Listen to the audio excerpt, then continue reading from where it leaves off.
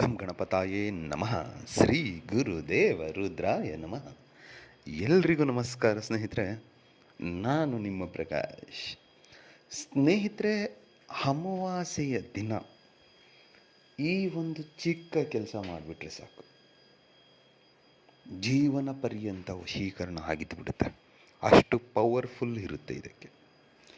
ಅದನ್ನು ಹೇಗೆ ಮಾಡಬೇಕು ತಿಳಿಸ್ಕೊಡ್ತೀನಿ. ಅದಕ್ಕೂ ಮುಂಚೆ ಇಲ್ಲಿ ತನಕ ನನ್ನ ಚಾನಲ್ನ ಸಬ್ಸ್ಕ್ರೈಬ್ ಮಾಡಿಲ್ಲ ಅಂದರೆ ಸಬ್ಸ್ಕ್ರೈಬ್ ಮಾಡಿ, ಲೈಕ್ ಮಾಡಿ, ಶೇರ್ ಮಾಡಿ, ಹಾಗೆ ಬೆಲ್ ಐಕಾನ್ ಬಟನ್ ಪ್ರೆಸ್ ಮಾಡೋದನ್ನ ಮರಿಬೇಡಿ. ಏಕೆ ಅಂದರೆ ಮುಂದೆ ನಾನು ಏನು ವೀಡಿಯೋಸ್ ಬಿಡ್ತೀನೋ ಅದೆಲ್ಲರಿಗಿಂತ ಮುಂಚೆ ನಿಮಗೆ ಬಂದು ಸೇರುತ್ತೆ.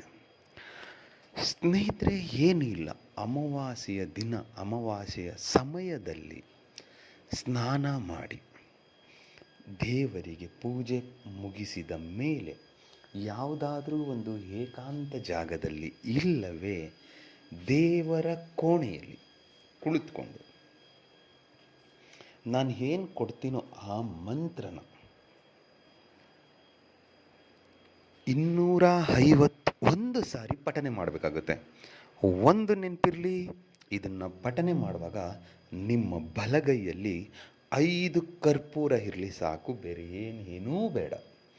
5 ಕರ್ಪೂರನ ನಿಮ್ಮ ಕೈಯಲ್ಲಿ ಹಿಡ್ಕೊಂಡು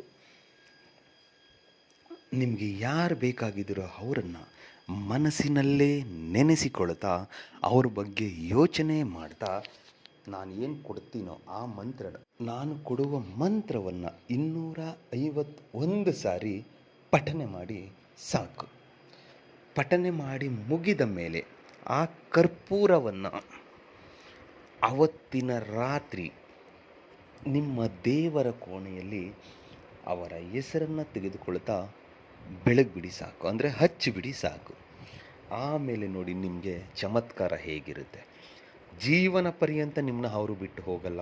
ಅಂಥ ವಶೀಕರಣ ಆಗಿಬಿಡುತ್ತೆ, ತುಂಬ ತುಂಬ ಬೇಗವಾಗಿ, ಸರಾಗವಾಗಿ.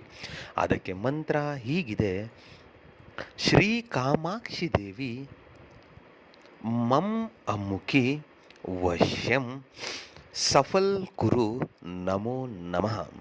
ಮಂತ್ರ ಇನ್ನೊಮ್ಮೆ ಹೇಳ್ತೀನಿ ನೋಡಿ ಸ್ನೇಹಿತರೆ. ಶ್ರೀ ಕಾಮಾಕ್ಷಿ ದೇವಿ ಮಂ ಅಮ್ಮುಖಿ ವಶ್ಯಂ ಸಫಲ್ ಕುರು ನಮೋ ನಮಃ.